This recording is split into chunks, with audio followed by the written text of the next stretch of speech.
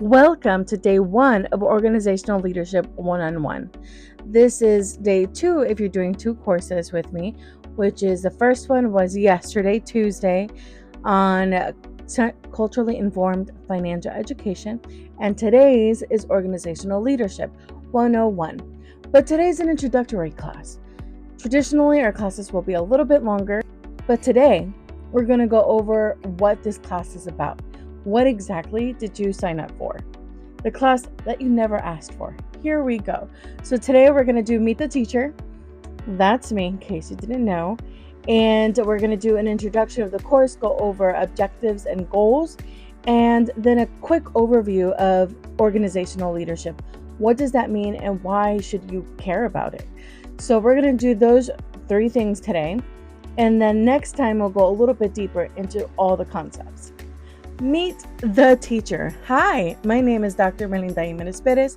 I've been in the financial industry over 12 years, but I've been working since I was 16. So I know quite a few organizations because I'm older than I look. And so I've been working in different fields, different environments, and organizational leadership is something that I am passionate about as well, in addition to conversations about money. You know how people say, what can you talk about for like 10 minutes without needing to prep for? It would be organizational leadership and culturally informed financial education and financial education in general. Those topics are topics that I could talk about forever. So naturally, I was inspired to create this course. But a couple other things about me is that I love the beach. Going to the beach is my happy place. I just went on a cruise in July, and I feel like that was so long ago. Like I need another beach right now. Take me to the beach. Take me back. The other thing about me is that I love to travel and I love to meet new people and new places and things. So that's about me, Meet the Teacher. So there are 5 main objectives that we're going to talk about in this course. One is understand the core principles of what even is organizational leadership. What does this mean? Is it just 2 big words, or does it mean something to me as an employee or worker of a place? So we're going to understand the core principles of organizational leadership. So the second thing we're going to do is develop the leadership skills that we need for whichever organization. So one of the things that we talk about often is transferable skills. The third thing we're going to do is look at real world challenges and talk about strategies that we can use to implement change in our organizations based on leadership theories in today's world.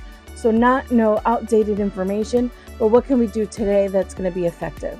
The fourth thing we're going to do is we're going to look at how culture, if you were at the first session on Tuesday, you'll know that that's a big role in finances, but how culture, ethics, and diversity affect leadership practices and affect organizations in general.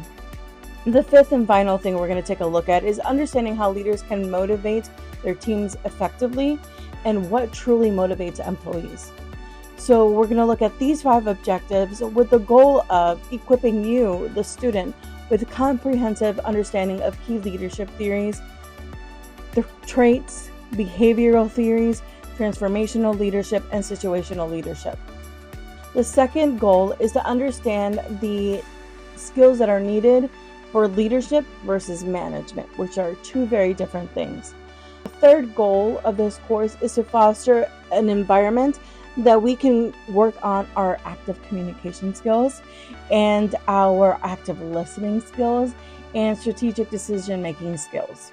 Fourth goal is to introduce you to ethical decision-making for emotional intelligence and cultural awareness in our leadership roles, but also as team members in any organization. The fifth goal of this random 16-week course is to equip you with the tools and strategies to navigate the real world, the leadership challenges, conflict resolution, with keeping in mind trauma-informed care, which, if that's a concept you haven't heard of, that's something that you can learn together here in this course.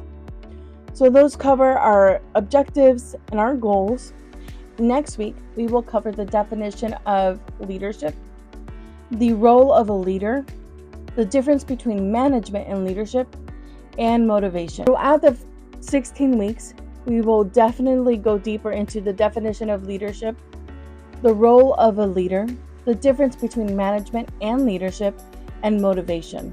Motivation is a huge factor, and that will definitely play a role in our conversation when we bring in culturally informed financial education that we are taking on Tuesdays. So the two classes, as I mentioned in Tuesday's class, we're going to merge them together towards the end of the session. In December, we're going to look at how organizational leadership, as well as culturally informed financial education, play a role together. Yesterday, if you joined me for the culturally informed financial education class, I referenced my favorite movie, Sister Act 2.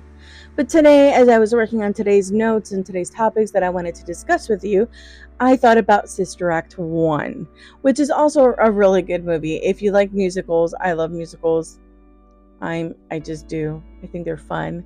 In Sister Act 1, Whoopi Goldberg's character, Dolores, embodies leadership in different ways. And one of the ways was transformational leadership. And we're going to talk about that later. And so we'll bring her back up when we get to transformational leaderships or types of leadership.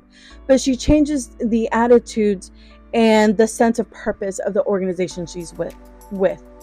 And that is something that the sisters that were in this organization were just tired, and the songs that they played or they sang were not motivational. The community, they were in the community, but they weren't part of the community. And Dolores, Sister Mary Clarence, changed up the vibe, and it changed not only the organization that she was helping, but the community as a whole. So that was definitely a great example of transformational leadership. As a leader, she challenged the status quo. She challenged, why do songs have to be boring? And I sing in my church choir, fun fact. And when I don't sing, I go to other churches. And recently there is a celebration where they sang the Ave Maria song, or I don't know the name of the song, and they didn't do the remix that they do in Sister Act, and I was highly disappointed. But she challenges the status quo. She challenged what it's like to have a choir that sings traditional music. Why not make it a little bit more contemporary? Or why not add a little color to the walls? Why not change the way we dress or address things?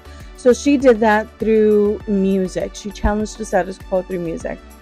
She was adaptive. So her background was as a lounge singer, right? So she sang in a lounge, and so she did remixes to songs that were sang in lounges and made them about religion and God, because she was now in a convent, because that was what she knew. That's what she grabbed upon to better this other community.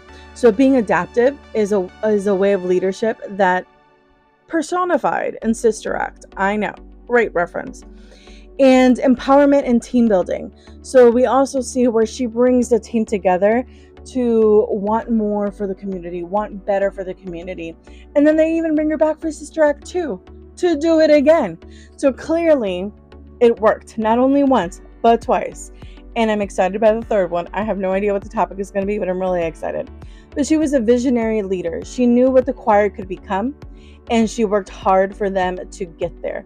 And she just reignited everybody to have a new passion, not only for music, but again for the community. So I know Sister Act is not what you thought we were going to talk about today, but or yesterday for that matter.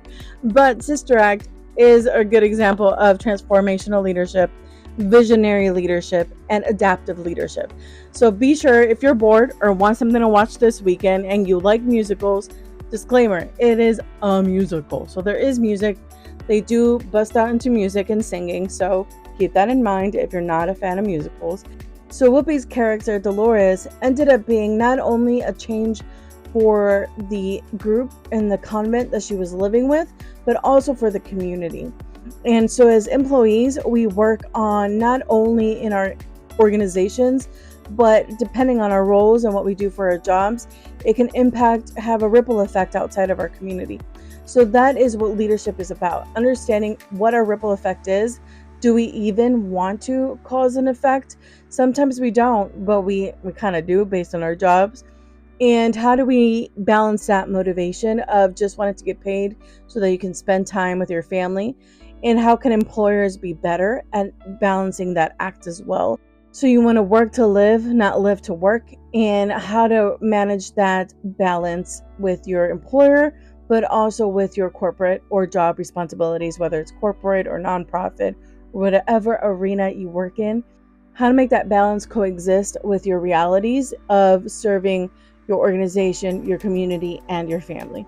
So motivation is going to be something that we talk about a lot because that is what feeds into the other course of culturally informed financial education. So for next time, we are going to talk about leadership, the role of a leader, the difference between management and leadership. So for your homework, you have to define what leadership means to you. You can put it in the comments, or you can DM me, or you can stitch the video depending on which platform you're seeing this on. But think about, what does leadership mean to you in a work environment? Not necessarily in your home or in your community, but specifically in your 9 to 5 or your contract position or your job, the place that gives you income.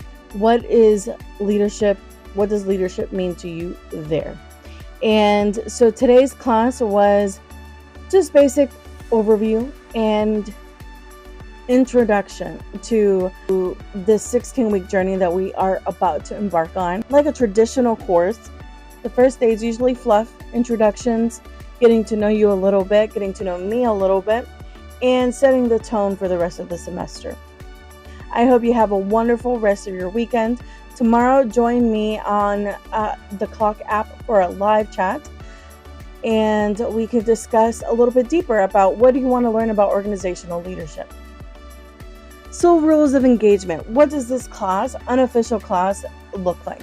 This class looks like the full courses will be uploaded to YouTube on Wednesdays. So organizational leadership will be on Wednesdays, and culturally informed financial education will be on Tuesdays. This is informal. This class is informal. It's just you and I talking to each other, or me talking to you, and hopefully you're engaging back in conversation in the comments, the DMs, in the stitches, in whatever way you choose to engage. But this is a joint class. So tell me more about your journey in organizations and what you would like to see changed. So this is an informal class. If you want a formal class, we can be more formal. There will be some articles and backup and sources sprinkled in to this course, so you'll see where I'm getting my information from, and so that you can also research the information. On Thursdays, we're going to do lives on the Clock app.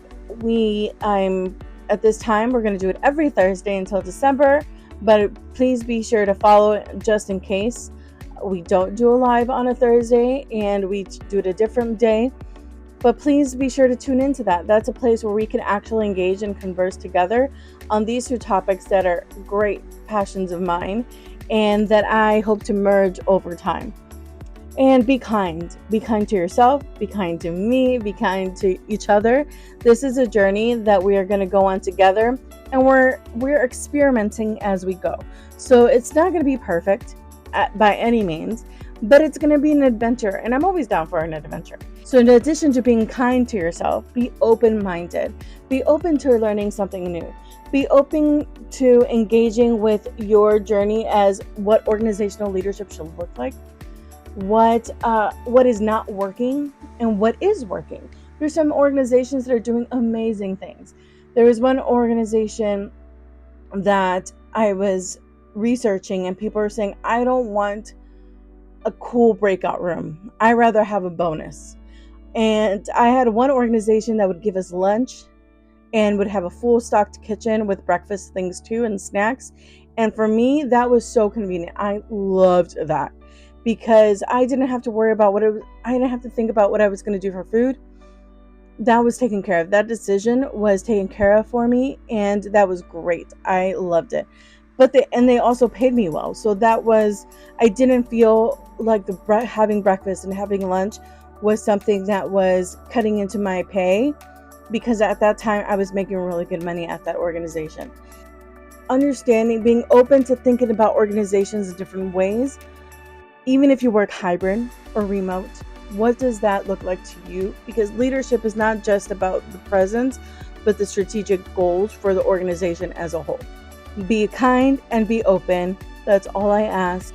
And engage. Be kind, be open, and engage. For your homework, what is leadership to you? What do you, when you think of leadership, what does that mean to you? I'll see you on Thursday for the live, but if you miss it, we'll see you again next Tuesday or Wednesday, depending on which course you would like to join me for. Have a great weekend.